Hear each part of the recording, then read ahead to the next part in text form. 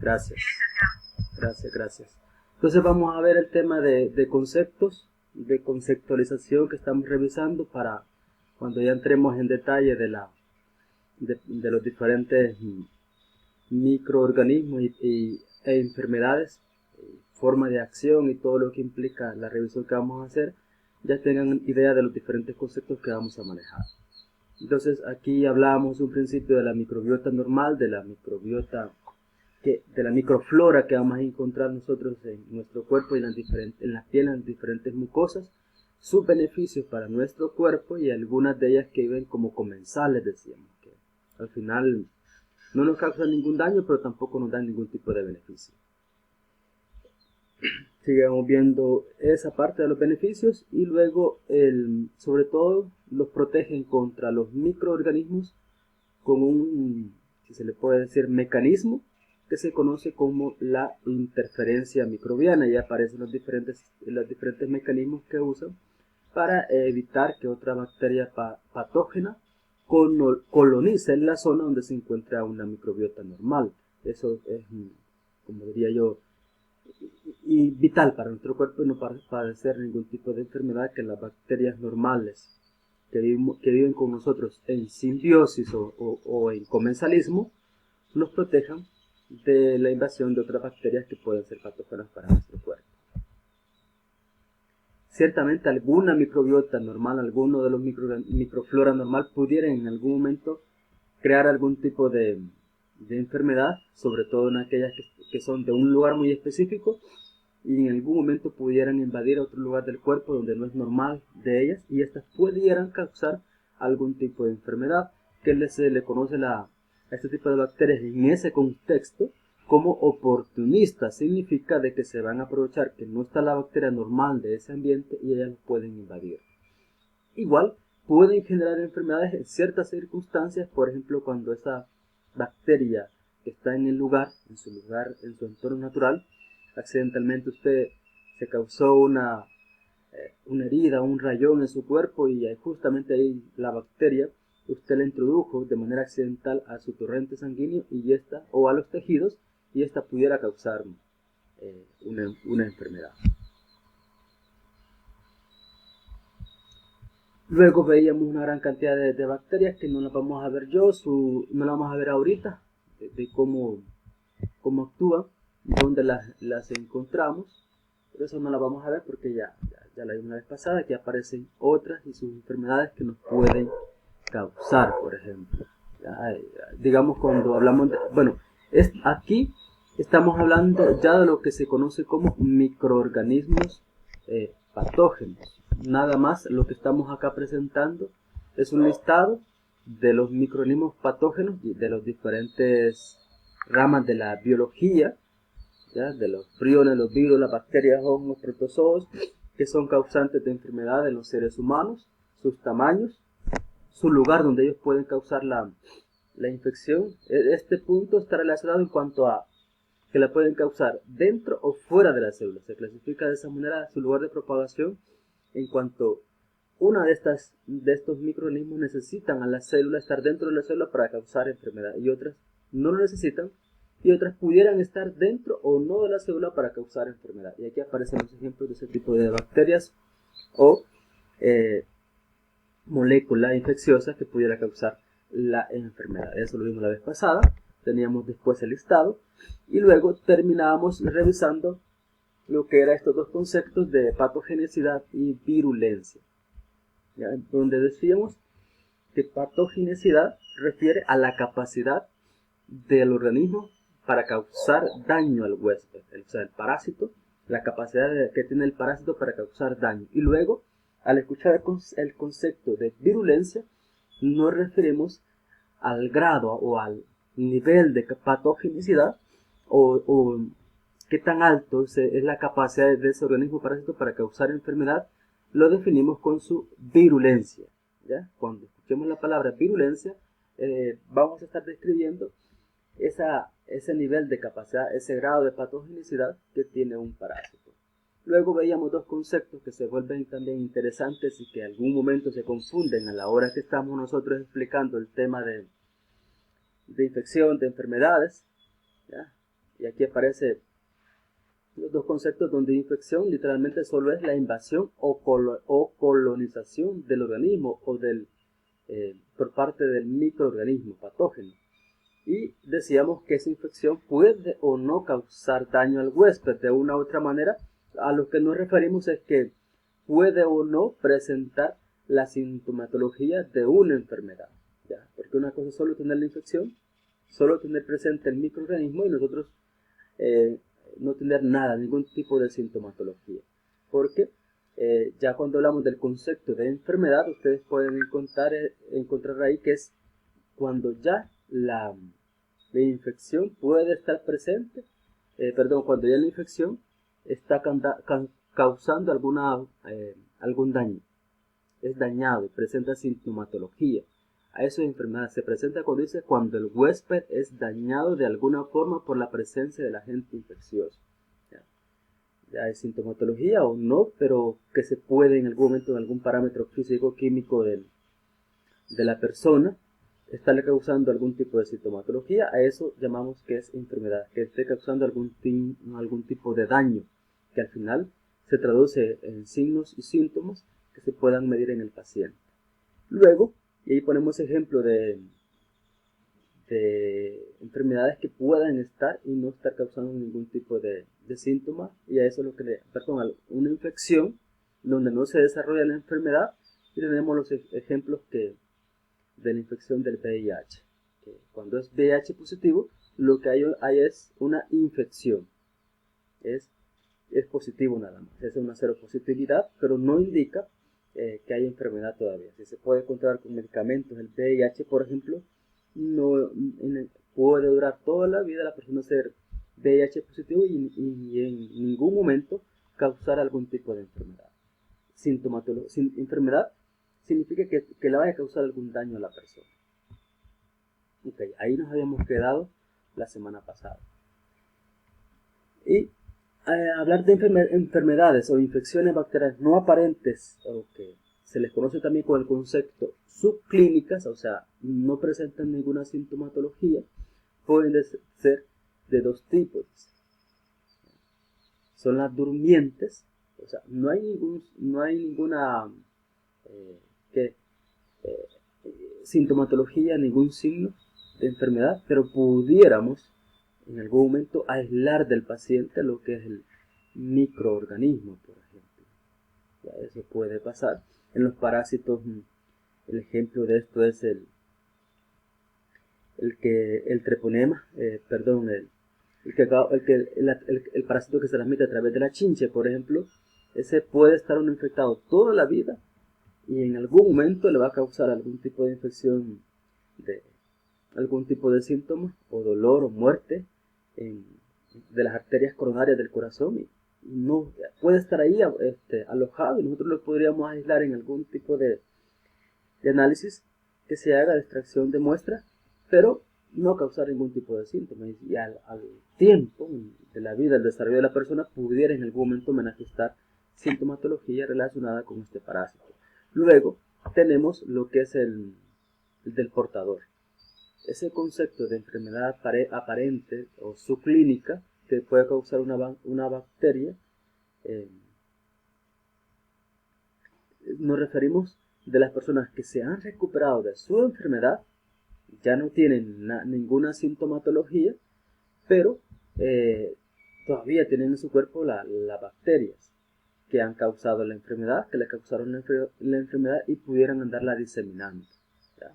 Eso lo vemos nosotros con respecto al COVID al principio, cuando se les dejaba a las personas los 21 días de aislamiento, que pueden estar positivos, pero puede ya no tener síntomas y solo se está verificando que sea COVID negativo para poderle dar de alta, porque mientras de COVID positivo significa que puede diseminar, en este caso, el virus. Y está también el concepto de infecciones latentes. En ese caso no se puede aislar el microorganismo y solo pueden ser reconocidas por métodos indirectos, cuando aparecen los síntomas de la enfermedad. Y aquí, por ejemplo, aparece el Mycobacterium tuberculosis, que pudiera estar ya invadiendo lo que son los pulmones, pero si la persona no presenta ninguna sintomatología, pues ahí va a estar creciendo, ahí va a estar alojado el organismo, el microorganismo, la bacteria, y justamente la podemos aislar cuando ya esta persona presenta la sintomatología característica de tuberculosis, y ya se le deja lo que se llama el esputo, pues la muestra de esputo para poder hacer lo que se llama la tinción, teñir, colorear la bacteria y observar su presencia ya en el microscopio. Eso es lo que nos referimos cuando hablamos de enfermedades subclínicas o no aparentes. Acuérdense, las durmientes, donde solamente el organismo, o en este caso la persona, solo es portadora de la infección, o es una infección latente, donde está ahí, pero no se ha podido aislar el microorganismo que la está causando. La probabilidad que la infección por un patógeno dé origen a una enfermedad va a depender de estos tres elementos.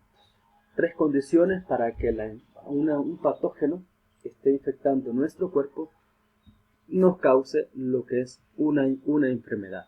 Primero, su virulencia. Acuérdense que la virulencia refiere a la capacidad, al grado de patogenicidad que tiene la bacteria o el organismo que esté causando la enfermedad. Y tenemos acá que entre mayor sea la virulencia, mayor será la probabilidad de para causar la enfermedad. Y luego, en el literal B, nos referimos al concepto que se le llama como inóculo, o la cantidad de gérmenes patógenos mínimos que son necesarios para causar enfermedad.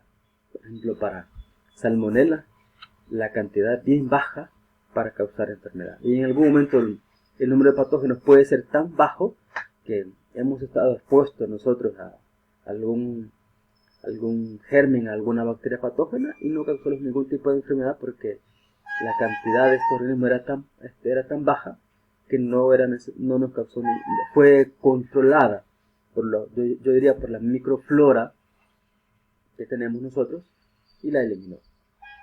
Luego, la resistencia del huésped. ¿Ya?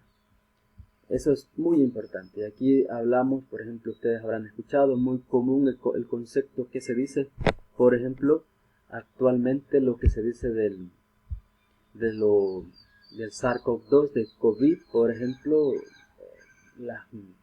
la condición en la cual se encuentre el paciente, si tiene un factor de riesgo o si está bien vitaminado, si está durmiendo bien, si es una persona que hace ejercicio, etcétera. Pero si tiene diabetes, si no hace ejercicio y un resto de elementos hacen que la resistencia del huésped puede ser menor a que se le cause, ¿cómo se llama?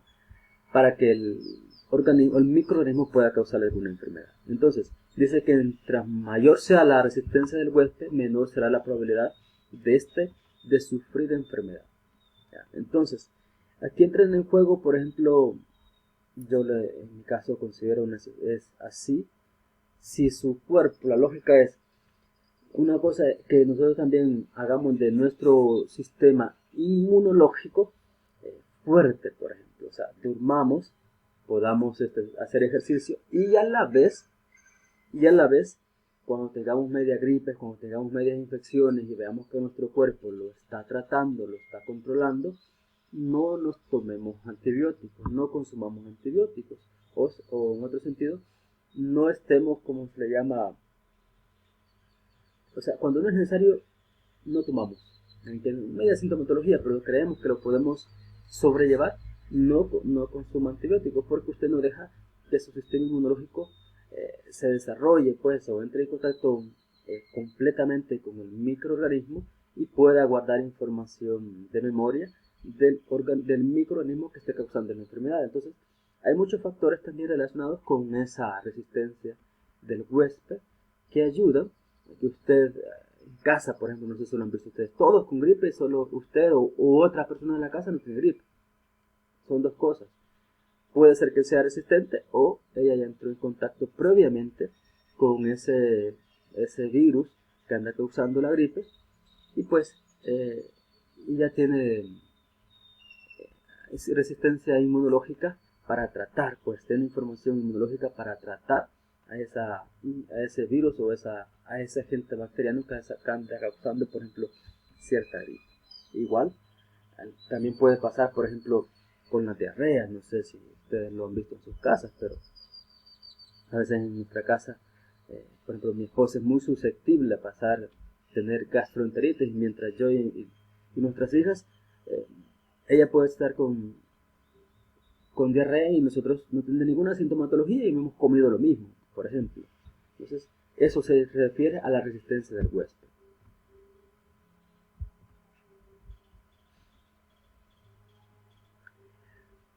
Luego, para que se dé una enfermedad, o se establezca una infección o una enfermedad,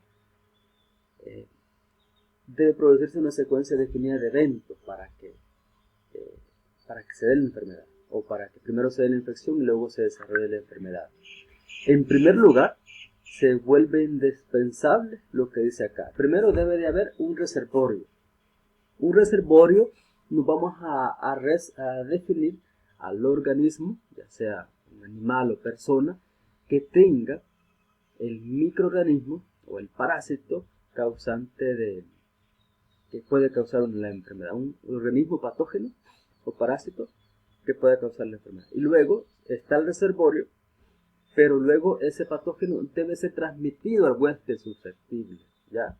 Hoy con el COVID es muy común para explicar esto, en el sentido de que nosotros podemos pasar muy cerca de un reservorio de SARS-CoV-2, pero pues si andamos protegidos, andamos con nuestra mascarilla, cuidamos nuestras medidas higiénicas, pudiera ser que no nos vamos a infectar, no vamos a tener la infección. ¿Ya? Pero si anda el reservorio, que anda sin mascarilla, y esa persona que anda el microorganismo, el virus, anda también sin mascarilla y andan en contacto y tienen cierta conversación corta, pues con eso es suficiente para que se transmita a usted ese virus, por ejemplo. Luego se debe producir un proceso de invasión, y esa invasión implica que el microorganismo va a ingresar al cuerpo, al huésped, y lo va a colonizar, o sea, se va a multiplicar. ¿Ya? Mientras cuando esté sucediendo ese proceso de que el microorganismo ingrese, se está multiplicando, puede ser una enfermedad subclínica, o sea, no está presentando ninguna sintomatología.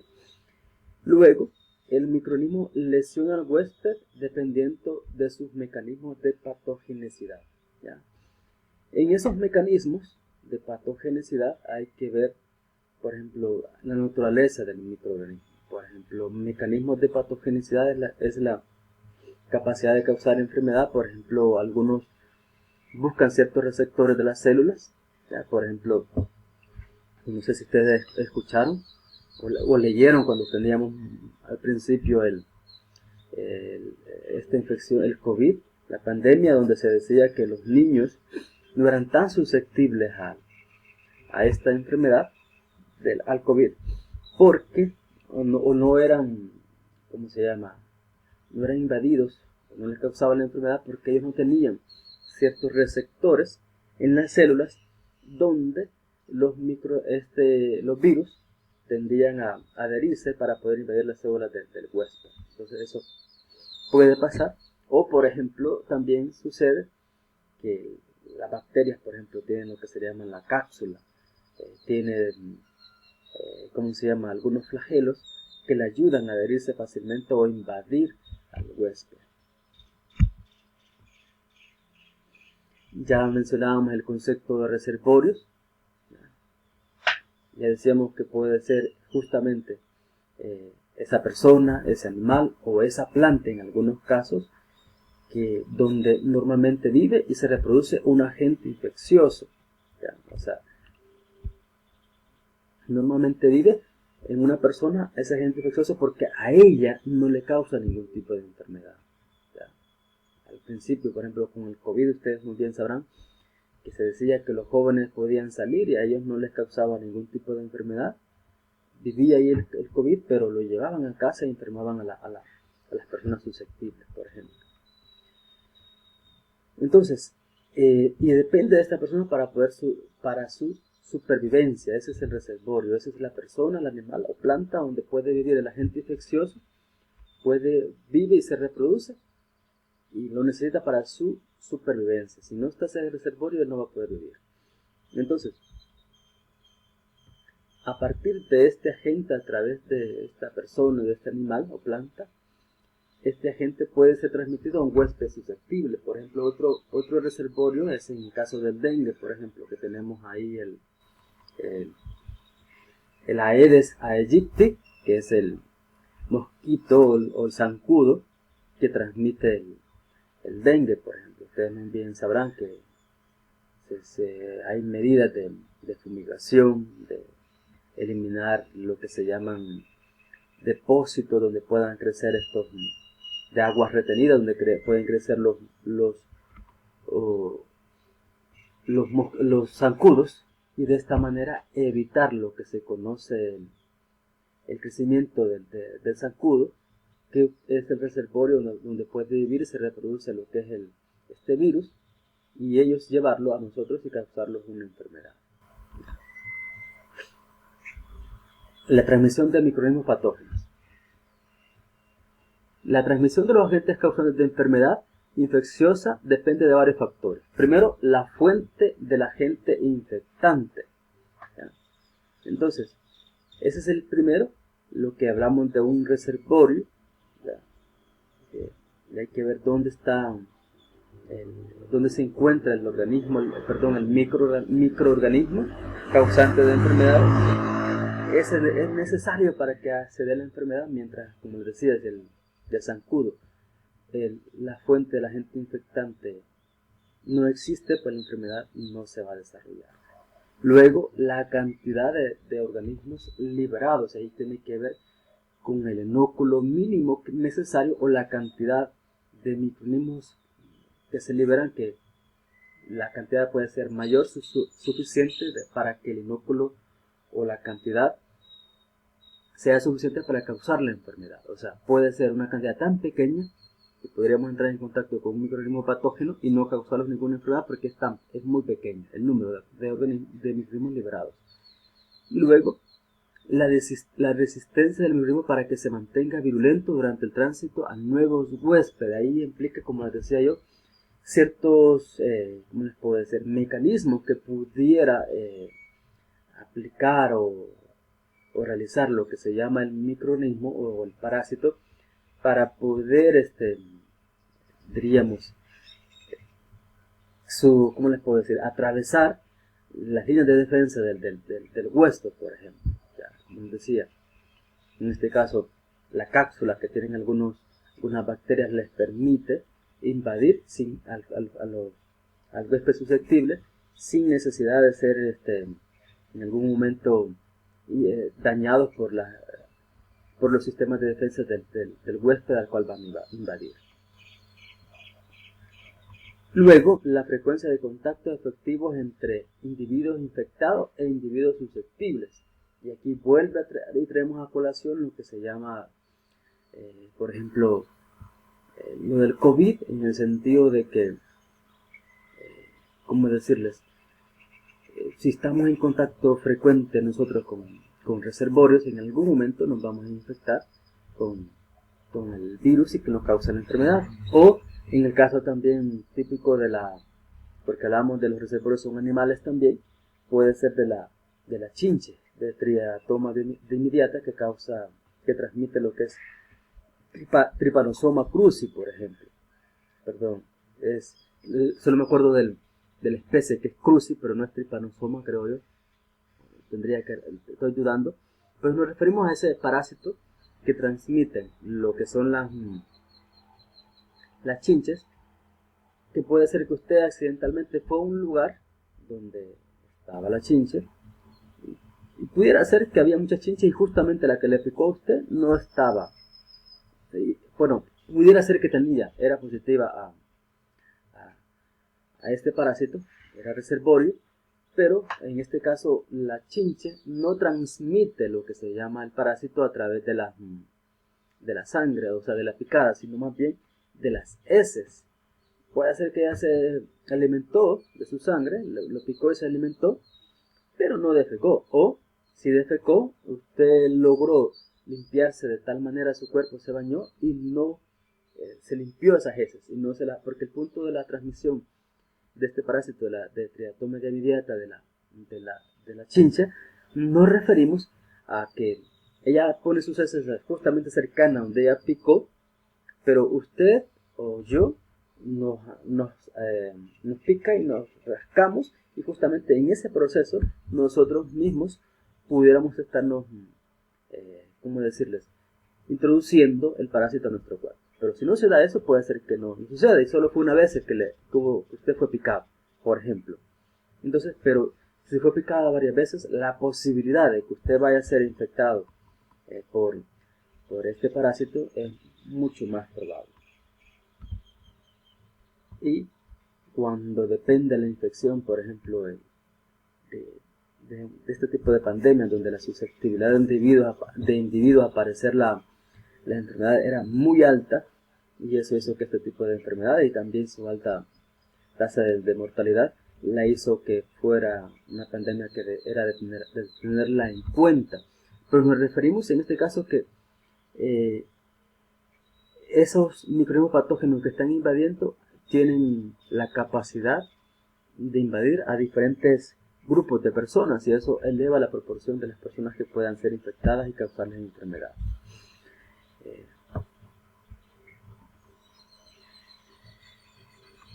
Las diferentes vías que puede utilizar un microorganismo patógeno para invadir a un huésped o a un organismo, por ejemplo, se da, en primer lugar, tenemos la transmisión por contacto, y el primero es un contacto directo. Eso se da, diríamos aquí así bien particular, se les puede decir de persona a persona, cuando dice aquí que una persona a otra por contacto físico entre la fuente y el huésped susceptible. Y aquí entran en juego sobre todo los ejemplos clásicos en estas son las enfermedades de transmisión sexual, ¿ya? No hay tipo de transmisión por ningún tipo de objeto intermediario, sino más bien es exactamente por el contacto físico. La indirecta puede ser transmitida por objetos inanimados contaminados, y acuérdense de esa palabra que es muy común en enfermería, en el área de salud, la palabra fomites. ¿Ya? Los fomitos son objetos inanimados contaminados, y ahí entran ropas, toallas, pañuelos, utensilios para comer, monedas, ropa de cama, inyectadoras, etc.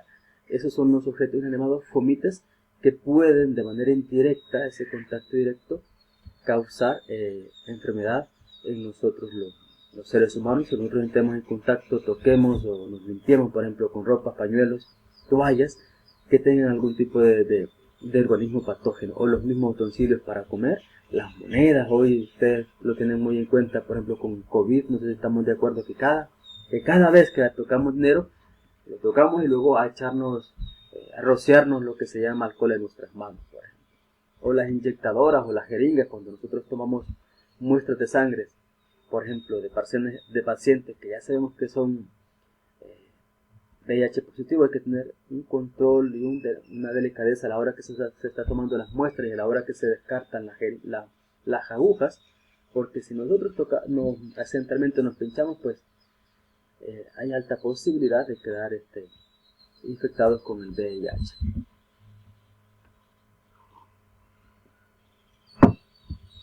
Pregunto yo, ¿hay alguna pregunta? Consulto si hay alguna duda o pregunta, porque lo voy a dormir. Nadie me dice nada. Diana, no sé si hay algo que quería preguntar o comentar.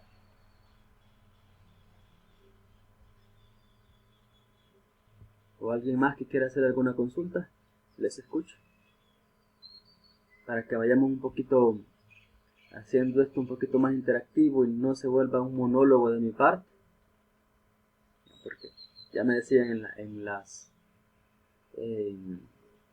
laboratorios de que los laboratorios son un poquito más entretenidos y esto es más aburrido, pero a veces es muy importante, si hay alguna duda, algún tipo de comentario, hable, porque yo estoy en la presentación para poderles escuchar y podemos hacer un poquito de interacción y discutir un poco sobre el tema que estamos tocando. O si algo no se entiende, por favor, están en su derecho de poderme parar y, licenciado, no entendí lo que dijo, explíqueme nuevamente. Bueno, entonces, otra forma que nos podemos nosotros, lo que estamos tocando acá son las diferentes tipos de transmisión del organismo patógeno al huésped susceptible. Y hacemos transmisión por contacto, que es primero el directo, luego la indirecta, que se puede dar por objetos inanimados contaminados, y en este caso a eso se le llama fomites, y aparecen los ejemplos. Luego también se puede dar por animales infectados, aquí se le conoce el término de lo que se le llama vectores. A estos animales infectados también se les conoce con el término de vectores. Tomen nota porque hay cosas que yo no se las voy a, no están en las diapositivas y se las puedo preguntar porque las estamos hablando, así que ténganlo en cuenta. Luego tenemos lo que son el concepto de aerosoles. En este caso es clásico, en este de lo que hoy hemos visto con el COVID, ya habla de los que contienen microorganismos expelidos al toser, estornudar o hablar.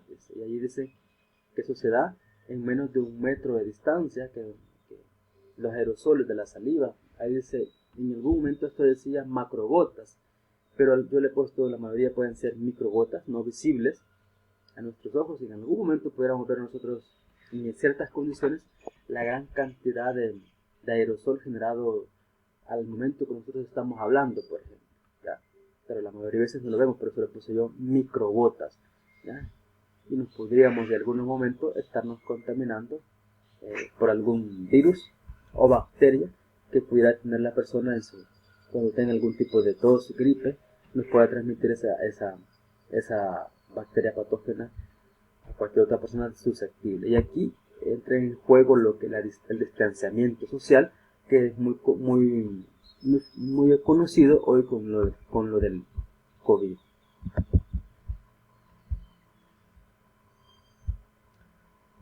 Luego tenemos lo que seguíamos hablando, y hablamos acá que aparece también por separado por los vectores, ¿sí? Transmisión a través de vehículos. En este caso, si en algún momento el vehículo puede entrar en contacto, quedar fluido o algo, o alimento contaminado, y nosotros a partir de ahí contaminarlos. Ya vuelvo a repetir el término de los vectores, que hablamos de artrópodos, que constituyen el grupo de vectores que transportan agentes, el principal grupo de vectores que transportan agentes patógenos de un huésped a otro. Ya decíamos los ejemplos de aquí entran en juego, por ejemplo, las cucarachas, los ratones, las mismas moscas, etcétera, que en algún momento pueden contaminarse y llevarnos a nosotros lo que son el microorganismo patógeno. También la transplacentaria, que se da en este caso de la mamá al hijo a través de la placenta. Si la madre está padeciendo algún tipo de enfermedad, por ejemplo, en este caso es muy común lo que ponen ahí, la enfermedad bacteriana transmitida a través de la placenta, la sífilis, o la pirales pone la rubiola, o también puede ser el HIV, que se pudiera transmitir a través de la placenta. Aquí no aparece, ¿sí? Pero también se da cuando hay transfusión sanguínea, pudiéramos de algún momento la sangre pudiera estar contaminada, a pesar que les decía en el laboratorio que está la área de inmunohematología que se asegura que la sangre que se va a transmitir a un paciente, pues sea primero la de su tipo sanguíneo, que sea la que le corresponda, y se le hacen también los análisis correspondientes para asegurarse que esa sangre sea de inocua, o sea, no le va a causar daño al paciente que se la estamos transmitiendo. Eso se hace, pero en algún momento pudiera, ¿cómo les puedo decir? Pasarse algún tipo de análisis que dé un falso positivo, un falso negativo, o sea, nos da negativo, pero realmente es positivo, y nosotros aceptamos esa sangre que está apta para ser transfundida y pudiera a través de la sangre, pues, causarle algún tipo de enfermedad a un huésped susceptible. Luego aquí resumimos las otras fuentes de transmisión: estornudos, agua contaminada es muy común, sobre todo en el caso de, tenemos por ejemplo la enfermedad que se le conoce como cólera, por ejemplo, causada por Vibrio cholerae. Muy común que la fuente de contaminación es el agua, o igual bacterias patógenas pueden llevar a través del agua cuando las aguas potables han sido contaminadas por heces fecales, por ejemplo. Luego vía aérea por estornudos, alimentos contaminados, también por el polvo, medicamentos contaminados o los fomites que mencionábamos, picaduras de insectos, también a través de mordeduras de animales, en el caso del perro clásico lo que se llama la rabia, contacto directo que mencionábamos. Hay otro que les quería mencionar, por ejemplo, para los parásitos, en el caso de los parásitos como tal, se conocen a veces la forma de transmisión que se le conoce como fecal oral. Eso indica, por ejemplo, que usted accidentalmente se puede reinfectar nuevamente o llevar el alimento o contaminar algún tipo de utensilio que se va a usar para comer. Por ejemplo, no se lavó las manos y pudiera llevar el parásito y transmitírselo a otra persona, o usted mismo volverse a reinfectar. A eso se le llama fecal oral. Es la vía de transmisión que usa, por ejemplo, la mayoría de los parásitos.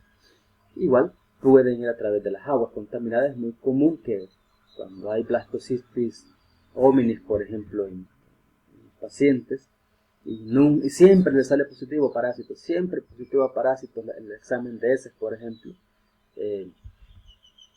uno sospecha que es el agua contaminada, el tipo de agua que están consumiendo las personas, o el hábito de consumo de consumir alimentos contaminados o alimentos de la calle, por ejemplo. Eso puede ser. Luego, la secuencia de la enfermedad. ¿Cómo se desarrolla la enfermedad? ¿Ya? Primero, esa secuencia, primero para que la enfermedad se dé, tenemos que partir de que el microorganismo ya se desarrolló, ya sobrepasó las defensas del huésped, y a partir de ahí la enfermedad se va a desarrollar siguiendo una secuencia que tiende a ser similar, independientemente que la enfermedad sea aguda o crónica. Así que vamos a hablar en este caso cuando, ya insisto, ya el microorganismo se perdón que se me fue la palabra, pero se desarrolló, se multiplicó, ya colonizó la zona donde causa la enfermedad, y ya las defensas no lo pudieron controlar. Entonces ya como tal se va a desarrollar la enfermedad. Y lo primero que va a suceder con la enfermedad, primero lo que se va a dar es un periodo de incubación. Eso se da entre transcurre desde la infección inicial y la aparición de cualquier signo o síntoma. Entonces nos referimos que el periodo de incubación refiere a esa etapa donde el microorganismo ya se desarrolló, ya colonizó, se multiplicó, pero no ha aparecido ningún síntoma. Justamente en ese lapso de tiempo donde ya está el microorganismo ya en el lugar y aparezcan los síntomas, en ese lapso de tiempo es lo que conocemos nosotros como periodo de incubación. Algunos periodos de incubación pueden ser cortos, otros pueden ser largos, por ejemplo. ¿Ya? Ese es otro de los conceptos que creo que no lo desarrollo. Hay parásitos que causan dos tipos de infección, por ejemplo. Perdón, dos tipos si se les puede decir, de enfermedades. Una que se le llama, puede ser intoxicación causada a las 2 horas, 4 horas, y a otra que se le conoce como enfermedad, que puede aparecer a las 12 o 24 horas, por ejemplo, entrar en contacto con el agente infeccioso. Eso también hace que el periodo de incubación sea muy corto, cuando lo que causa es una intoxicación. Pero ya si es una infección, se va a tardar mucho más tiempo. ¿Ya? La intoxicación, muy característico de lo que es los vómitos. Ya la infección ya puede aparecer lo que se llaman la fiebre como tal, ya eso ya es característico de una infección.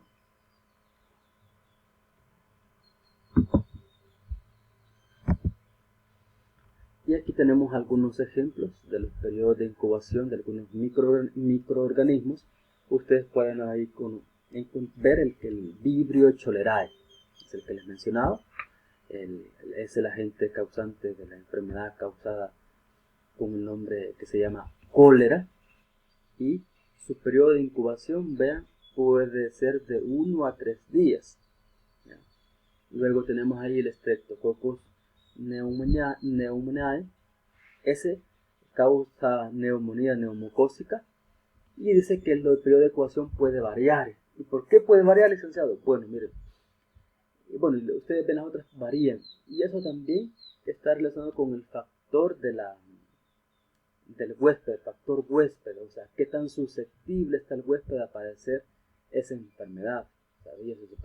Eso puede generar que la sintomatología, si el huésped, por ejemplo, está inmunodeprimido, puede llevar, o reúne, no es una persona que haga ejercicio frecuentemente, no se alimenta bien, ¿ya? No duerme bien, esa persona pudiera la sintomatología manifestarse mucho más antes que las otras. ¿Sí? Tenemos otros ejemplos de tosferina, una enfermedad por Bordetella pertussis, por ejemplo, es un microorganismo, una bacteria que transmitida por las ratas, por ejemplo. Entonces ahí aparece el nombre de la enfermedad y el tiempo que dura, el periodo de incubación, que es de 12 a 20 días.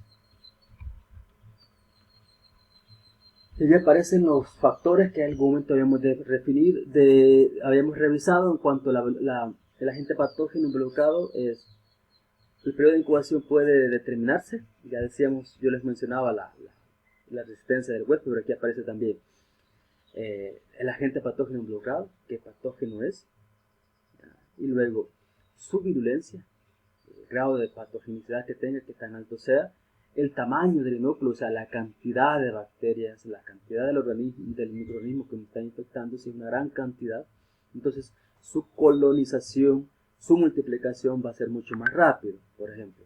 Ese tamaño, por ejemplo, refiere a una cosa es que yo me contamine con 100.000 bacterias, por ejemplo.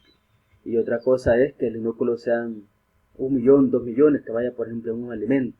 Eso es alto, porque recuérdense que les mencionaba en clases también, en laboratorio les decía a algunos, se los dije a ustedes, que las bacterias, por ejemplo, se multiplican cada 20 minutos. O sea, si hay 100.000, en 20 minutos van a ser 200.000. Y en 40 minutos va a pasar de ser 200.000 a 400.000. Pero imagínense que sea 1 millón la contaminación.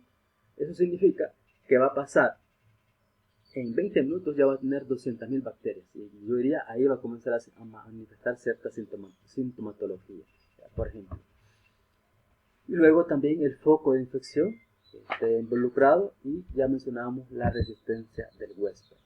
Otro es periodo que algunas literaturas no lo mencionan, ¿ya? Es el periodo prodrómico, que es relativamente corto, este periodo de incubación en alguna enfermedad. Este periodo se va a caracterizar porque ahí se va a presentar los primeros síntomas. Usted puede decir, me duele un poquito el cuerpo, ¿cierto? Me siento a disgusto, por ejemplo. No sé si han escuchado ese término en casa, es muy común en El Salvador utilizar ese término, cuando usted siente una sintomatología muy leve en su cuerpo. A ese periodo se le conoce como periodo prodrómico. Ya el periodo de la enfermedad es, en algunos momentos, puede estar presente, puede ser su clínica o presentarse signos o síntomas evidentes de la enfermedad, tales como fiebre, escalofríos, dolores musculares, fotofobia, dolor de garganta, ganglios linfáticos inflamados y malestares gastrointestinales, que dependerá, insisto, que quizás depende del tipo de enfermedad, el tipo de organismo que nos esté infectando y el lugar que nos esté infectando, que nos esté invadiendo, el lugar que esté causando la enfermedad, hacia la sintomatología que vamos a presentar. Algunos, ese puede ser, ya si hablamos de enfermedad, recuerden que decíamos que como tal, ahí tendríamos que presentar ciertos síntomas. Cuando es su clínica, como un poco se contradice con lo que ya dijimos, pero yo diría que no, porque de alguna manera alguna enfermedad pudiera estar presente, pudiera estar causando ciertos síntomas, pero no ser susceptibles al huésped, no ser susceptibles a la persona, por ejemplo. Eso pudiera pasar también. La sintomatología es tan baja que no puede ser visible. Y en ese periodo de enfermedad, ya lo mencionábamos en el laboratorio, el número de glóbulos rojos, la línea blanca, la que tiene que ver con la hematología. Acuérdense que decíamos que la sangre se divide en dos grandes grupos de células que la contienen, los glóbulos rojos, que son los que están en mayor cantidad, y los glóbulos blancos, referidos al sistema de defensa del cuerpo. Y según el tipo de enfermedad, los glóbulos blancos van a tender a aumentar o disminuir, por ejemplo. En este caso, si es una infección bacteriana, característico que los glóbulos blancos se van a elevar considerablemente hasta el doble o más, y los neutrófilos también aumentarse a un 70, 75, 80%, el 100% de los glóbulos blancos. Y en algunos casos, si es una infección, una enfermedad causada viral, de origen viral, pudiera ser que los glóbulos blancos van a disminuir y van a aparecer ligeramente elevados los monocitos, por ejemplo, los linfocitos sobre todo. Eso va a depender del tipo de enfermedad. Por ejemplo, VIH es muy característico que nos va a bajar los glóbulos blancos, que un descenso en los glóbulos blancos, anoten por ahí en sus cuadernos, se le conoce como leucopenia. Leucopenia es lo que refiere a un descenso de los glóbulos blancos, y eso es muy característico de una enfermedad de origen viral.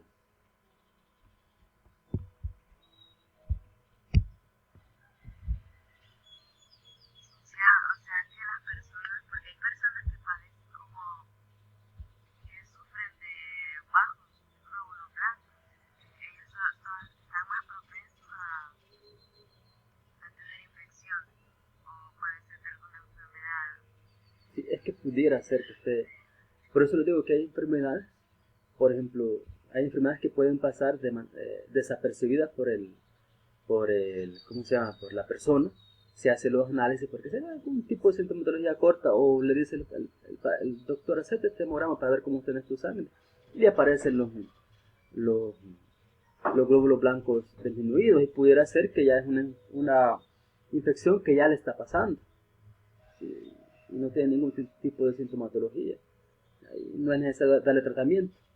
Es nada más característico de una infección viral. Pero, por ejemplo, si hay un descenso considerable y no manifiesta ningún tipo de sintomatología, por ejemplo, pudiéramos hacerle algún tipo de prueba para verificar qué tipo de microorganismo o virus pudiera estar causando la infección o la enfermedad. Su clínica, pues, o sea, sí está, porque para mí un signo, una leucopenia, y que sea bastante considerable el total que ha disminuido, pues para mí es peligroso, y yo podría estar, ¿cómo les puedo decir? Sospechando de HIV casi ya para desarrollar lo que es el SIDA, por ejemplo.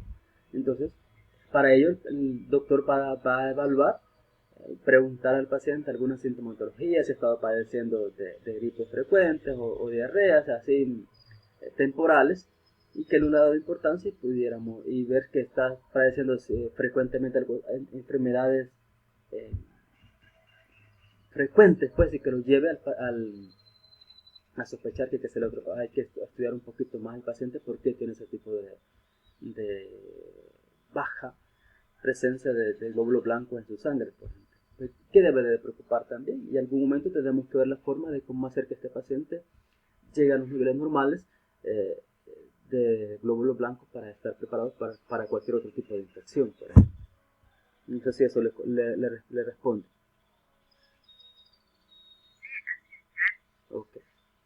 Entonces, por eso les digo, por ejemplo, en orina, por ejemplo, ya hemos visto análisis de orina donde aparecen 2, 3, 5 glóbulos blancos, por ejemplo, linfocitos, y realmente tiene bacterias escasas o ligeramente moderadas. Puede ser que ya la infección ahí estaba y el paciente no se dio cuenta que tenía infección de vías urinarias. O sea, la sintomatología mostrada fue tan baja que no fue necesario pasar consulta. Un ligero mal de orina y solo eso fue, y ya no fue allí. Pero fue por otra enfermedad y le aparece eso fue por otra sintomatología y aparece como que tuviera infección de vías urinarias, pero ya está casi que ya va pasando. O a veces pasa cuando es un antibiótico resistente y le deja el examen uno al paciente, no muestra ninguna sintomatología, pero vale, hacemos el general de orina y le aparece todavía un recuento, le aparecen linfocitos en sangre, perdón, en orina, y eso refiere que puede ser que todavía está la infección ahí, que en algún momento le pudiera volver a crecer, a multiplicarse la bacteria y volver a aparecer la sintomatología de la infección de vías urinarias, por lo tanto, mejor dejemos el urocultivo para verificar exactamente cuál es el antibiótico más adecuado para atacar o matar a esa infección, a esa bacteria que está causando la enfermedad. Entonces, y en la sangre pudieran aparecer también ligeramente elevados los neutrófilos, las células blancas, por ejemplo, cuando es una infección bacteriana, que no muestra síntomas, pero pudiera estar presente.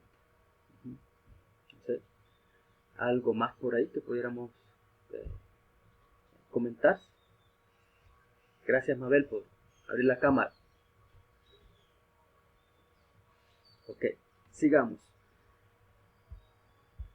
Luego, insisto, si hay dudas, me pueden detener para que lo hablemos. Generalmente dice la respuesta inmune del paciente, los mecanismos de defensa y el tratamiento actúan sobre el patógeno y el periodo de la enfermedad termina o puede hacerse latente. ¿Ya? Pero cuando estos mecanismos fallan o la enfermedad no es tratada exitosamente, el paciente puede morir y eso pues lamentablemente sucede muy frecuente. ¿Ya? Latente es que pues a simple vista puede ser que ya la enfermedad haya ya finalizado, pero pudiera estar ahí todavía y volver después a presentar sintomatología, por ejemplo, ¿ya? Como les digo yo, una infección de vías urinarias maltratadas, se la podemos tratar, ya le pasó todo, pero a los 15 días al mes vuelve a tener la infección de vías urinarias. Entonces hay que volver mejor a hacer el urocultivo para verificar cuál es la mejor forma de poderlo tratar. Y cuando estamos en esta etapa ya de que la enfermedad está en esta etapa ya de enfermedad, las personas que están padeciendo esa enfermedad y que tienen ese agente patógeno sirven de reservorio de la enfermedad para poderla transmitir fácilmente a otras personas. Entonces hay que tener mucho cuidado cuando veamos una enfermedad con sintomatología. Usted ve que por ejemplo es una gripe, pero es una gripe que tiene a esa persona y se le ve bien fuerte, bien, que le ha pegado bien, y a ella regularmente no le pegan ese tipo de gripe, pues hay que tener mucho cuidado, porque si nosotros somos, no sé si les pasa, que hay personas que dicen que las gripes los acuestan y a otros no, pero cuando usted es de esos más sensibles a la gripe y a usted no le ha pasado nada, yo le sugiero mantenga la distancia de ese tipo de personas. Puede ser que cuando le llegue a usted también la va a llevar a la cama. Entonces, y luego está el periodo de declinación. Ese dura menos de 24 horas, hasta varios días. Los signos y síntomas cesan, la fiebre disminuye y el malestar desaparece. En esta etapa, lo interesante de acá, esta etapa hay que tener en cuenta, es vulnerable a una infección secundaria, por ejemplo. ¿Ya? Yo recuerdo que en diciembre, casi por la sintomatología no confirmada, pero era seguro que lo que yo tenía era dengue, por ejemplo. Una semana con sintomatología, la siguiente semana sentía yo que ya estaba, sobre todo, ya recuperándome, pero a la semana me dio otra infección de vías, sobre todo en este caso de vías aéreas, respiratorias, que yo consideraba que había quedado bastante débil, solo con sueño pasado. Considero que a partir de ahí yo tomé fácilmente otra infección porque mi cuerpo no se había recuperado de la infección previa. Y luego está el periodo de convalescencia, cuando ya literalmente ya estamos saliendo, ya nos estamos recuperando completamente de la enfermedad. Otro concepto importante también, vean, y si nos interesan y ustedes más o menos lo mencionaban en las participaciones en el foro, varios se enfocaron a hablar del cuidado, de la esterilidad de los materiales, de las limpiezas que se deben de tener ustedes, tanto de manos como de los como podemos decir, de los materiales que entran en contacto con el paciente. Por ejemplo, si vamos a curar una herida, o estamos ayudando y sirviendo a la hora que se están haciendo estas curaciones, asegurarse que todo el material que se use esté estéril, por ejemplo, para evitar algún tipo de enfermedad a través de algún utensilio. Pero en este caso, las enfermedades nosocomiales refiere a personas, a los susceptibles en este caso serían personas que están en los hospitales, diría yo, recuperándose de una enfermedad. Están ahí encamados, 2, 3 días, 15 días, un mes, depende de la naturaleza de la enfermedad que estén pasando, ¿ya? Y ese tipo de enfermedad va a ser justamente, como decíamos, en aquellas personas que pudieran estar en esta etapa, ¿no? En el periodo de declinación de la enfermedad que los hizo llevar hasta el hospital. Recuerden que una enfermedad que me lleve al hospital es que ya es grave, ya es pues que necesitan tener el hospital para tenerlo en observación, para asegurar que el tratamiento se dé como tal, para que no le vaya a causar la muerte o no se vaya a complicar la enfermedad en ese paciente. Por lo que a la hora que este paciente comienza a recuperarse, va a ser muy susceptible a enfermedades secundarias. Y estas son las que se dan por microorganismos oportunistas, que en este caso, diría yo, no es porque las mucosas o la bacteria o la microflora normal no la tenemos, sino más bien porque nuestro cuerpo está débil, porque nuestras defensas han sido debilitadas, en este caso por la enfermedad que hemos tenido o por el tipo de tratamiento que hemos recibido, y eso hace que estemos susceptibles a padecer en una enfermedad nosocomial. Esas, yo diría, hay que tener mucho cuidado porque hay cepas, como les digo, estas nosocomiales que pueden ser agentes que tienen una alta resistencia a los antibióticos, porque son de las que están ahí dentro y en algún momento ha sido contaminado algún tipo de ambiente, de sábana, algún utensilio, etc. Y está ahí presente, ¿ya?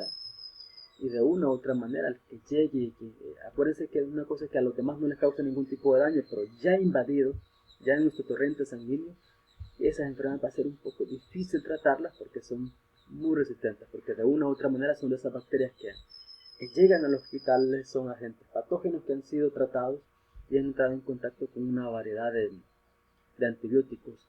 Directamente ellas han sido tratadas o al mismo tiempo han entrado en contacto con esas bacterias patógenas que han sido tratadas en el hospital, ¿ya? Porque yo quiero que entiendan que las bacterias tienen un mecanismo a través de sus plásmidos para transmitir información genética de una bacteria a otra y volver a esa otra bacteria resistente a algún antibiótico. Entonces, eso sí es un problema, que hay una infección por un agente etiológico de este tipo. Aquí aparece una de las clásicas de... Esa es como pregunta de examen de una infección, un agente etiológico o una bacteria causante de infección nosocomial, es Pseudomonas aeruginosa, por ejemplo. Esa es muy clásica, es la que siempre se menciona, causante o la que vamos a encontrar en una infección de este tipo, nosocomial. Y es muy frecuente encontrarla en agua potable, por ejemplo. Este es un indicador de calidad de agua potable para medir la presencia de esta bacteria. Si está presente, pues, sobre todo cuando se va a sacar lo que se llaman permisos sanitarios para comercializar agua potable, esta es una de las que tienen que asegurarse que no aparezca, y regularmente o normalmente aparece en agua. Bueno, para resumir todo lo que hemos dicho y algunos aspectos importantes, ven esta entrada del microorganismo, la adherencia y multiplicación, a eso le llamamos infección, ¿ya? La entrada por diferentes vías, ¿ya? Y luego se adhiere, multiplica o coloniza, y luego a eso le llamamos infección. Luego, ya por factores del huésped, su respuesta inmune, los factores del mismo microorganismo, los factores del microorganismo que tenga, por ejemplo, su patogenicidad, o virulencia, si hablamos de un patógeno primario como tal, si es un patógeno oportunista, en este caso como el que acabamos de revisar, y depende también en ciertas circunstancias según el sistema inmune, una bacteria no patógena o flora comensal pudiera en algún momento causar enfermedad, ¿ya? Y esa enfermedad puede llevar a que se dé nuevamente la colonización, o sea que haya un aumento, se multiplique mucho más las bacterias, y eso puede llevar en primer lugar a que tengamos una infección latente o subclínica, que ya está ahí la bacteria y hay una gran cantidad de ese organismo en nuestro cuerpo, que al final va a llevar a que tengamos una enfermedad infecciosa como tal, que puede ser localizada en un lugar muy específico, por ejemplo en nuestra garganta, en la faringoamigdalitis o faringitis, que en algún momento se le llama, o que usted tuvo, por ejemplo, se hirió las manos y ahí pues no se la trataron bien o no se la trató bien y puede generar algún tipo de infección localizada. Luego, quisiera que manejáramos dos conceptos importantes. Para controlar las enfermedades, ya hablamos de enfermedades, pero es muy importante ver la parte de la prevención y control de las enfermedades. Ya, vamos a ver de esos dos conceptos y luego ustedes ya mencionaron casi con bastante detalle algunos elementos y los vamos a retomar. Me recuerdan al final algunas normativas de bioseguridad también que están encaminadas a prevenir las enfermedades. Luego lo vemos. Entonces, primero es el concepto de prevención.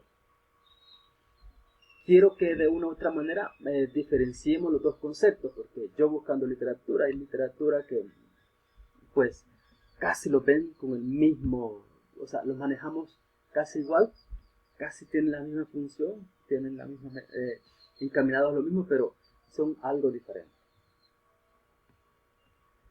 Entonces, prevención es hablar de medidas, y esas medidas están destinadas, dice, no solamente a prevenir la aparición de la enfermedad, sino tales como a la reducción de los factores de riesgo, ¿ya?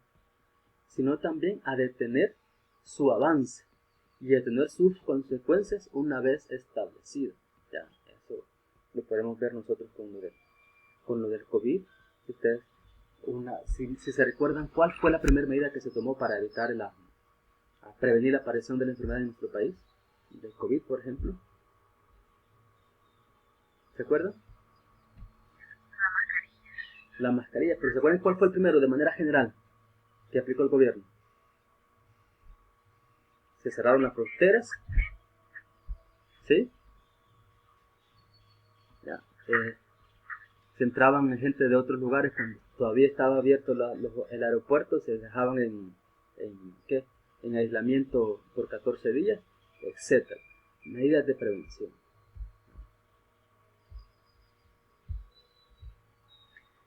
Y luego, tales como la reducción de factores de riesgo. También, ¿se acuerdan que también se comenzaron a aislar a personas sacaron un decreto que la gente que tenía algún tipo de factor de riesgo para que esta enfermedad le diera muy fuerte, por ejemplo, obesidad, insuficiencia renal, embarazadas, todo ese tipo de personas fueron por decreto mandados a sus casas para trabajar desde casa, sobre todo aquellas que eran del sistema público de trabajo, ya sea, que trabajaban en el sistema nacional, de gobierno, trabajaban, sobre todo las enfermeras que tenían ciertas situaciones de embarazo, creo que las mandaban a sus casas. Y luego también, sino también a detener su avance, y aquí venían ya apareciendo las mascarillas, el distanciamiento social, cuando ya teníamos el virus internamente, o hubieron algún momento que en algunos lugares fueron cerrados, municipios completamente cerrados para evitar el avance de la pandemia en aquel momento.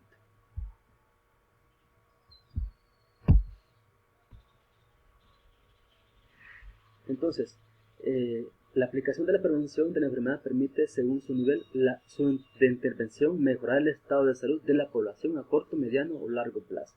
Ustedes con el COVID están muy de acuerdo, no sé si lo vieron las noticias, por ejemplo, que hubieron países de que no tomaron ninguna medida, o las medidas las tomaron a destiempo, donde el crecimiento y la cantidad de muertes era preocupante y daba un poquito hasta de miedo, ¿cómo les puedo decir? Miedo y al mismo tiempo lástima de esos lugares. ¿Se acuerdan? En Ecuador creo que fue, donde la cantidad les puedo decir, de muertos, a veces pasaba la gente, vivía sola y quedaban muertos ¿qué? En sus casas, ya con mal olor y nadie los iba a recoger, o no alcanzaban la cantidad de ataúdes para la cantidad de muertes que había en ese momento, o veían a gente que caía en las calles caminando pues por ese tipo de enfermedad, o gente que estaba con su papá o con un familiar en la calle pues porque no había dónde llevarlo, o grandes filas para querer ingresar al hospital y el sistema de salud estaba colapsado, por ejemplo. De una u otra manera, el país, El Salvador, de una u otra manera controló y tuvo de alguna manera que el sistema de salud, en algún momento sí se puede decir que se desbordó, pero en casi toda la pandemia se logró tener control, al menos que el sistema de salud no colapsó, siempre tuvo la cantidad de camas, siempre tuvo los ventiladores suficientes para poder tener control y poder tratar de la mejor manera a nuestros pacientes, a nuestros ciudadanos. Eso creería yo que de una u otra manera le ha dado la popularidad a nuestro gobierno, que en su momento, al menos en ese caso, ayudó bastante. Yo recuerdo la primera cadena nacional que transmitió y se le vio la cara como de preocupación, de miedo, y no teníamos ningún caso en El Salvador. Y comenzó a cerrar fronteras, comenzó a cerrar el aeropuerto, por ejemplo. Y todas las medidas que implicaban el uso de mascarillas, el uso de alcohol gel, etc. Eso ayudó que el nivel de la presencia de la pandemia en El Salvador fue bastante bajo en relación a otros países. Y pues hay que decirlo, como cristianos que somos, gracias a Dios, gracias a Dios. Pero también aquí vienen todas las medidas de prevención que se implementaron en el momento que se tuvieron que haber implementado. O prepararse, por ejemplo, para poder atender a la cantidad de personas que van a estar padeciendo este tipo de enfermedades.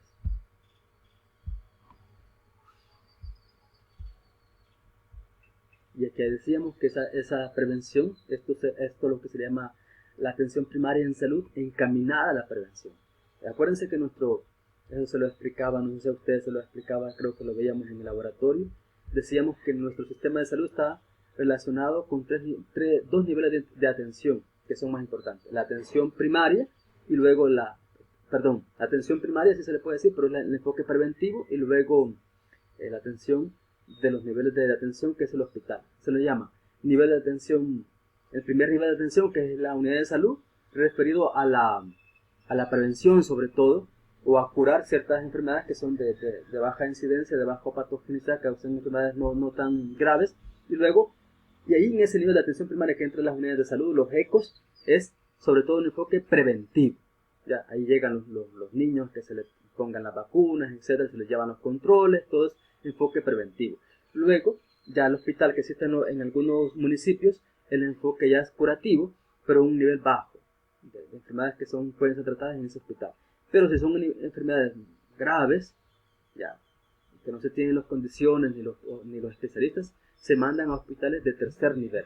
Y aquí entra en juego Hospital Rosales, Maternidad y Bloom, o Primero de Mayo en el caso para el MQ, por ejemplo, en el caso del Seguro Social, etcétera, ya involucrados sobre todo para la atención de tercer nivel. Que ya insisto, son enfoques más curativos y no preventivos. El primer nivel de atención preventivo está en el nivel de las unidades de salud. Que ustedes en su momento, en su trabajo, a esa atención de prevención se le llama comunitaria. Yo recuerdo que llevé 1 año y medio trabajando en las comunidades porque la prevención va encaminada y se enfoca sobre todo a la promoción de la salud.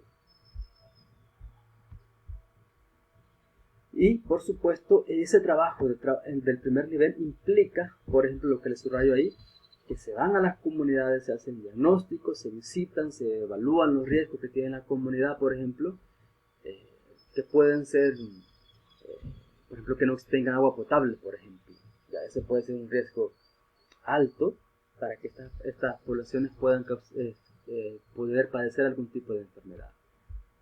O algunas conductas de riesgo que tengan las comunidades, por ejemplo, la alimentación que tienen y otras que pudiéramos encontrar. Y la prevención va encaminada a que se puedan cambiar ese tipo de conducta o cambiar ciertas condiciones en las comunidades, ciertos factores de riesgo identificados para bajar o evitar la presencia o evitar que ciertas enfermedades se desarrollen en las comunidades. Por eso aquí aparecen los factores de riesgo. Insisto, estos factores de riesgo refieren a variables, insisto yo, que van asociadas con la probabilidad de desarrollo de una enfermedad. Pero estas no son suficientes para provocarlas, pero sí determinan en su momento la incidencia o la probabilidad o la prevalencia de la enfermedad en ciertas comunidades, por ejemplo. Ustedes se recordarán que hubo un tiempo que en ciertas comunidades, por ejemplo, no recuerdo exactamente las comunidades, pero se recordarán que hubo muchas noticias que habían ciertos lugares donde la aparición de lo que se conoce como insuficiencia renal se volvió muy frecuente y todo lo asociaban que las aguas estaban contaminadas con metales pesados por una empresa que estaba trabajando, que tenía por ahí lo que se llama desechos de pilas, si no me equivoco, de la Record creo que se mencionaba en su momento, que pudiera estar causando esas insuficiencias renales en esos lugares, por ejemplo.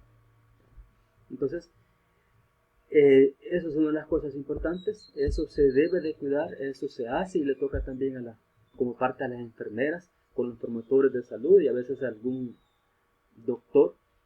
Lo ideal fuera que un doctor, el promotor, una enfermera visitaran frecuentemente a las familias en sus casas y hacerles inspecciones, entrevistarlas, ver lo que hacen, qué no hacen. Y en base a eso, por ejemplo, porque hay cuestiones tan básicas que entrar a una casa a ver sus niveles de higiene de la familia, ¿ya? El uso de jabón o no lo usan, el lavado de platos u otras cosas, cómo mantienen destapadas o no sus alimentos o sus utensilios que usan para la cocina, son factores de riesgo, ¿ya? Y aquí aparecen factores también muy relacionados con el tipo de vida que lleva la persona. Estos son para cardiopatías, por ejemplo, el tabaquismo, la obesidad, el sedentarismo y la hipercolesterolemia son factores que de algún momento pueden llevar a lo que conocemos como cardiopatías. Y si recuerdan, esto van encaminados. ¿Cómo estos factores de riesgo se pueden disminuir? Con la prevención, con la promoción de la salud, promoviendo el consumo, que se reduzca el consumo de tabaco, por ejemplo la obesidad, cambiando el hábito de alimentación que tenga la persona. Por ejemplo, en algún momento en las comunidades debieran de promoverse lo que son los torneos o algún tipo de evento que anime a la gente a hacer ejercicio, etc. Y luego la hipercolesterolemia, altos niveles de colesterol en sangre, que eso tiene que ver también con alimentación. Una persona que aparezca con colesterol alto, primero se le pregunta qué estás comiendo, cómo lo estás comiendo, te has consumido demasiado aceite, etc. Y le comienzan a disminuir lo que debe comer o no debe de comer, más si lo tiene demasiado alto, pues dejarle algún tratamiento para su control. La mayoría de estos factores de riesgo pueden ser modificables y no modificables. Pregunto yo, vamos a ver si alguien lo identifica. ¿Cuál sería un factor de riesgo no modificable en una persona? ¿Alguien tiene una idea? ¿Ni idea? Ok. Nos referimos al factor genético. ¿Ya? Ciertas personas, sobre todo enfermedades que tienen que ver con diabetes, por ejemplo, algunas pudieran ser un factor genético. Ya la persona tiene cierta predisposición. Ustedes muy bien sabrán que cuando, no sé si lo han escuchado, cuando una persona ya comienza a manifestar alguna sintomatología de diabetes, lo que le dicen a la persona, no, porque le hicieron glucosa, le apareció ligeramente elevado. Lo primero que se le pregunta, miren, en su familia hay personas que presentan ciertos niveles, hay personas que tengan diabetes en su familia, ha tenido personas atrás con historial de diabetes, conoce a familiares, abuelos, tíos, etc. Y eso ya da una predisposición. A eso nos referimos factores de riesgo no modificables que ya son genéticos. Aquí están los niveles de prevención. Hay un nivel de prevención primordial. Ese es como distales, dice lejanos. La palabra distal se refiere lejanos, que son está relacionado el objetivo es la población total. Y aquí son primordiales, refiere que la persona tenga toda la población tenga un ingreso económico más o menos que responda. Por ejemplo, aquí entra en juego lo que muy común se escucha, la canasta básica. Que el ingreso que tenga la familia logre cubrir su canasta básica. Acuérdense que la canasta básica nos referimos a los grupos de alimentos que regularmente la gente debe de consumir. Y eso, en nuestro país siempre se discute si el salario mínimo logra cubrir la dichosa canasta básica. Entonces sí, hay que aumentarle un poco el ingreso de dinero a las personas para poder, diríamos, comprar los alimentos necesarios que necesita la persona para su crecimiento, porque debemos de comer, por ejemplo, los 4 grupos, se le puede decir así, de alimentos que son necesarios para que la persona se mantenga saludable. Porque una de las claves es, si no estoy comiendo bien, si no estoy comiendo todo lo que debo de consumir, seguramente por ahí me va a llegar una infección, porque el cuerpo no le estoy dando lo que necesita para mantenerse fuerte, inmunológicamente hablando. Luego, un nivel de atención primaria, ya aquí son determinantes proximales muy cercanas ya a la enfermedad, y aquí aparecen ya población total. Así se identifica que hay algún tipo de, que la población salvadoreña tenga cierto, por ejemplo, ¿cómo les puedo decir?, susceptibilidad a algún tipo de enfermedad, ¿sí? O nos enfocamos ya en los grupos de riesgo. Y aquí, por ejemplo, población total, estamos de acuerdo que la mayoría de los niños llevan un periodo de vacunación, en lo que llamamos inmunización, vacunación, de ponerle vacunas hasta los 4 años, no sé hasta qué punto se llegan vacunando a los niños, y eso es también prevención, ¿ya? O evitar lo que es el contacto cuando se tiene que ver con personas que puedan estar ya, lo que hablamos nosotros hoy con lo de la pandemia, que las personas que tenían una predisposición, que eran grupos de riesgo, de alto riesgo, se aislaban para que no entraban en contacto con personas que pudieran ser reservorios de este virus que tenemos ahorita, por ejemplo. ¿Ya? Luego tenemos nivel secundario, estadio preclínico o clínico temprano. Ya aquí ya son pacientes. Antes de que, por ejemplo, que se le desarrolle la enfermedad, antes que la enfermedad está ya como tal bien desarrollada, tratar de identificarla antes para poderla tratarla de la mejor manera posible. Por ejemplo, ya en el caso del SIDA, por ejemplo, ustedes de algún momento han escuchado que existe lo que se llama el Día del SIDA, por ejemplo. Ahí está el Día del VIH-SIDA, donde se hace las pruebas del VIH gratis en todos los lugares casi, y se las pueden hacer cualquier persona para verificar si es positivo al VIH. Y si lo encontramos, si identificamos personas que son VIH positivos, entonces nos comenzamos a tratar con tiempo para evitar que a estas personas se les desarrolle como tal la enfermedad. Luego, ya en terciaria, ya hablamos con enfermedades, un estadio clínico avanzado, o sea, ya se muestra, ya presenta como tal la enfermedad, y ya está en nuestro hospital, ya la tenemos nosotros tratando, ¿ya? Entonces, a estas personas, el enfoque de prevención va en relación a los hábitos que usted puede tener como enfermera o el mismo doctor, con los utensilios que usamos, ¿ya? Todo lo que implica las medidas de prevención para evitar que podamos en el hospital contaminar a este paciente con una bacteria nosocomial. Acuérdense, nosocomial, aquellas que causan enfermedad a los pacientes que están inmunosuprimidos en nuestros hospitales. Aquí entran, del ejemplo, en pacientes con SIDA, por ejemplo. Es muy característico que se debe de cuidar a este tipo de pacientes para que no sean invadidos con bacterias oportunistas o organismos o microorganismos oportunistas, porque ya a pacientes con SIDA ya no solo las bacterias les pueden ser oportunistas, sino más bien una variedad de casi todos los organismos los microorganismos que existen pudieran ser oportunistas para pacientes con SIDA. Ok, luego, esto ya lo vimos. Luego tenemos el concepto de control, ¿ya? Y aquí ya hablamos, el concepto de control refiere a las acciones programadas o operaciones continuas dirigidas a reducir la incidencia o prevalencia de un daño a la salud,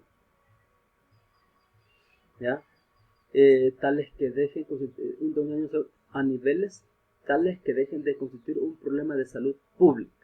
Ya es aquí cuando ya tenemos, por ejemplo, al principio la mayoría de la prevención va encaminado a evitar que se causen, a evitar la medida posible una infección, pero si ya tenemos una pandemia, ya tenemos un enfermedad, entonces si hay, o hay un alto grado de incidencia de casos de, por ejemplo, de dengue, tiene que implementarse actividades de control de la pandemia o la epidemia que tengamos nosotros en el país para tener control sobre ella. En este caso se refiere a un resto de acciones encaminadas a controlar la enfermedad, en este caso la infección que anda, por ejemplo, afectando a toda la población. Luego, el control de la enfermedad se refiere a la aplicación de medidas poblacionales dirigidas a conseguir una situación de control de la enfermedad a niveles que no sea problema de salud pública. Entonces, todo esto va encaminado, es que cuando tenemos identificadas ciertas enfermedades, por ejemplo, que son endémicas en nuestros países, a controlarlas, a tenerlas a raya, de que no vayan a causar enfermedad o vayan a aparecer una gran cantidad de casos en la población. Y en este caso es muy típico del dengue, que se supone, creo que este año no se ha hecho mucha propaganda, pero hay años en otros periodos donde se hace mucha propaganda cuando ya estamos entrando en periodo lluvioso para cuidarse lo que es del dengue, hacer todas las medidas que tienen que ver desde prevención en casa, o si hay un caso, por ejemplo, identificado en una colonia, pues se manda todo el equipo de fumigación para que podamos controlar lo que es el avance del dengue. Por ejemplo, si está por ahí todavía algún zancudo con que antes del dengue, este virus, entonces puede hacerse lo que se llama esos tipos de fumigaciones para controlar que la infección, en este caso el tipo de enfermedad, le llegue a otras personas de la comunidad.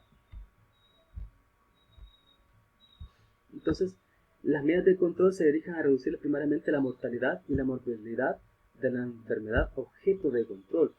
Insistimos aquí que va encaminado que ya sabemos que estas enfermedades, ya sabemos que tenemos problemas con las enfermedades en nuestro país y que vamos a buscar acciones para reducir la mortalidad y la mortalidad es la muerte y que se dé esa enfermedad en los pacientes.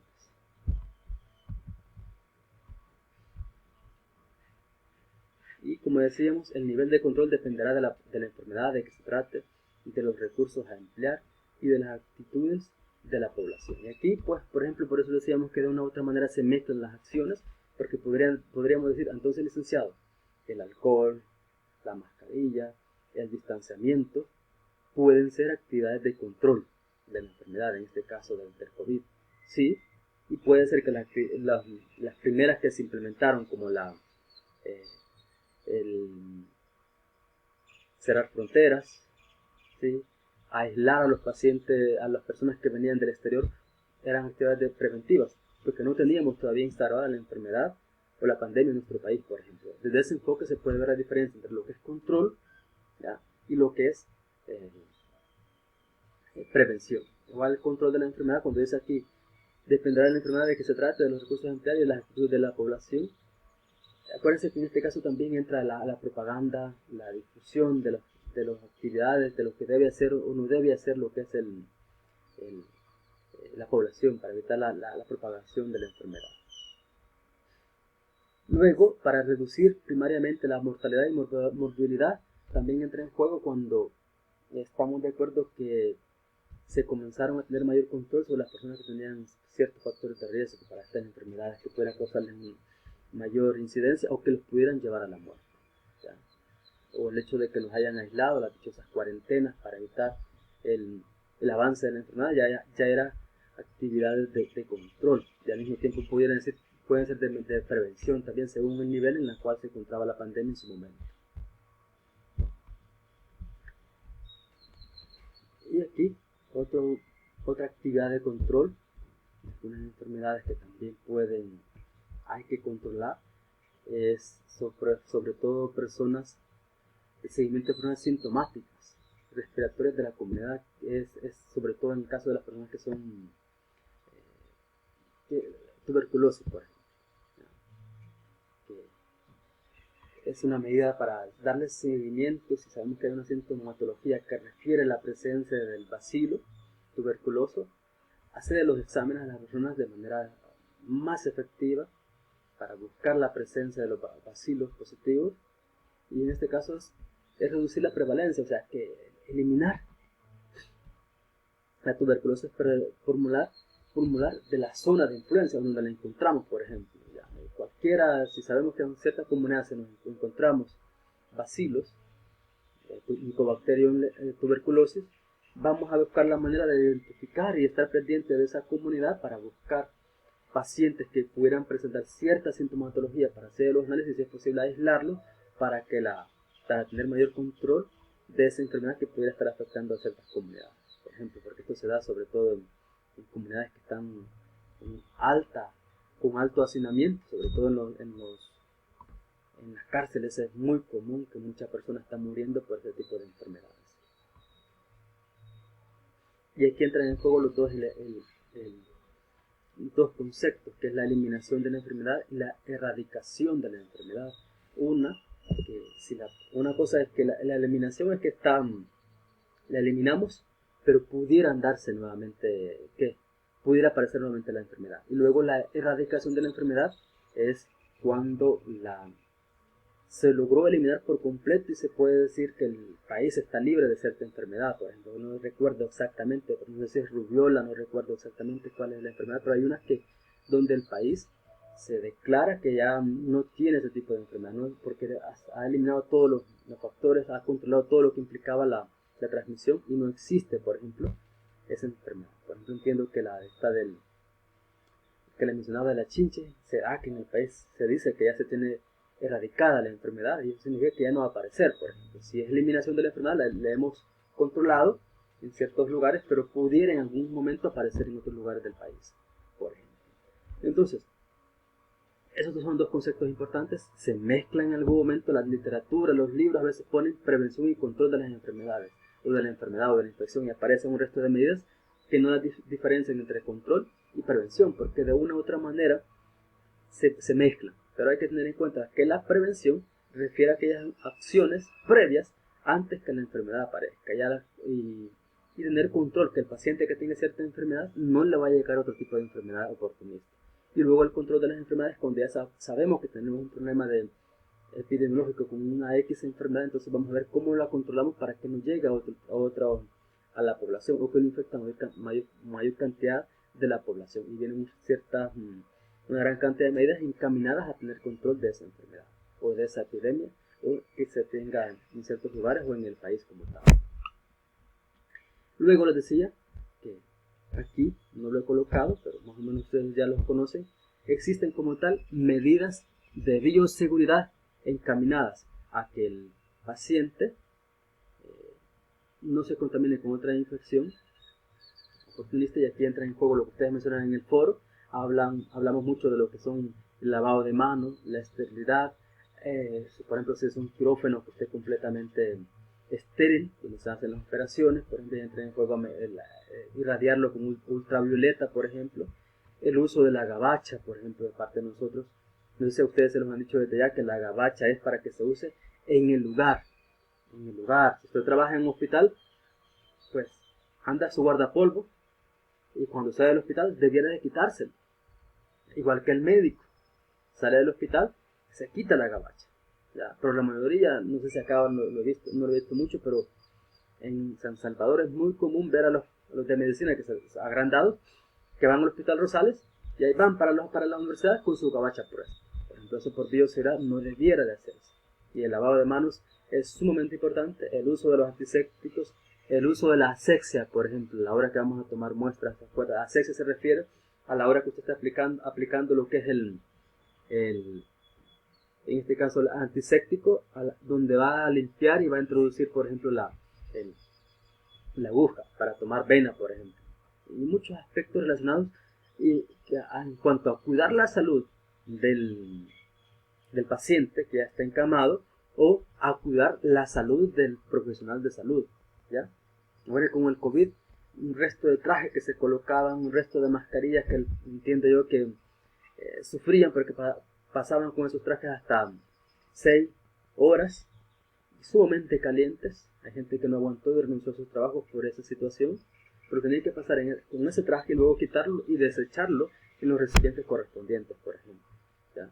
Esas todas son medidas de bioseguridad o el solo hecho de colocar material bioinfeccioso en las bolsas rojas, que es exclusivo para los dichosos fomites, que pudieran estar contaminados con bacterias patógenas que deben ir en esos lugares, o las mismas jeringas que vayan colocados en el lugar donde deben de ir, ¿ya? Y no tirarlas así, como abiertas, perdón, las agujas, pues, sin colocadas en su lugar. Eso también es un peligro, ¿ya? Y luego todo ese material bioinfeccioso, lo mencionábamos la vez pasada, que se llevan a ciertos lugares donde debe de ser literalmente destruido, puesto al fuego y hecho nada, ¿ya? Y en los hospitales, por ejemplo, es muy común con esto del COVID, que cada cierto tiempo los hospitales deben de ser desinfectados completamente, ¿ya? Hace poco creo que vieron ustedes, previo a esta ola que estamos del COVID, donde el laboratorio de El Salvador sacaron imágenes que lo estaban lavando, que lo estaban desinfectando, ¿ya? Eso también es bioseguridad, ¿ya? Y luego, si en algún momento usted entra en contacto con un fomita o que accidentalmente usted se pinchó con una aguja de un paciente, infórmelo inmediatamente, ¿ya? Se debe ser informado inmediatamente y no callarlo porque me van a regañar. No se preocupen, que lo regañen, pero el problema es que hay que avisar porque vienen ciertas medidas, ciertos tratamientos. Hay que investigar al paciente con el cual usted se pinchó, con la sangre de ese paciente, que pudo entrar en contacto con su sangre, con su cuerpo, con su sistema sanguíneo. Entonces hay que averiguar y tratarlo. Y no lo deje a que no va a pasar nada, primero Dios que no me pase nada. No, infórmenlo, por bioseguridad, ¿ya? Y así un resto de medidas que ustedes deben de cuidar, y vamos a irlas viendo según el tipo de enfermedades que se deben de implementar para cuidarlo a nosotros como personal de salud y luego cuidar al paciente, ¿ya? Por eso es sumamente importante. Yo creería que eso hace la diferencia muchas veces en cuanto a enfermedades bioinfecciosas. Yo les puedo decir, para terminar el tema aquí, que por ejemplo el nivel de limpieza de un lugar de trabajo, de una clínica, por ejemplo mi suegro, por ejemplo, se hace la insuficiencia renal, se hace las diálisis, por ejemplo. Estaba viendo un lugar que estaba altamente sucio, no lo lavaban, pasaba un paciente y a otro, y al final fue a cachar una enfermedad, ¿ya? Se le contaminó el catéter, por ejemplo. Entonces hay que tener mucho cuidado.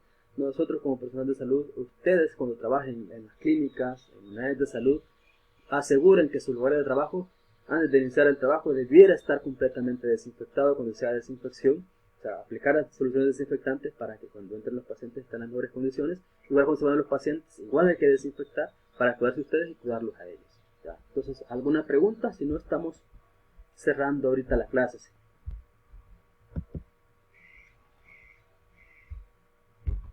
¿Pregunta o comentario?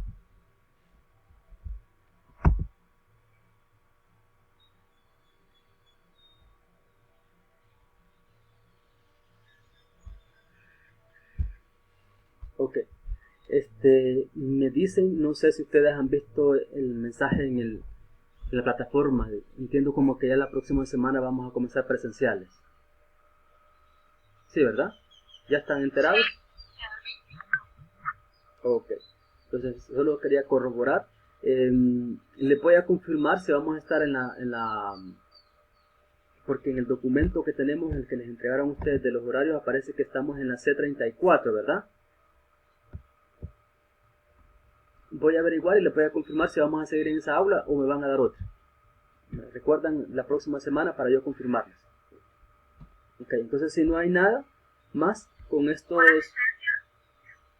La asistencia, ahorita. Voy a tomarla acá de la...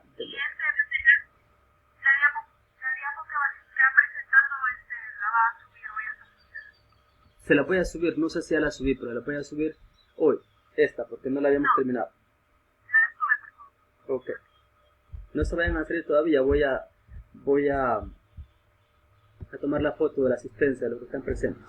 Solo quiero detener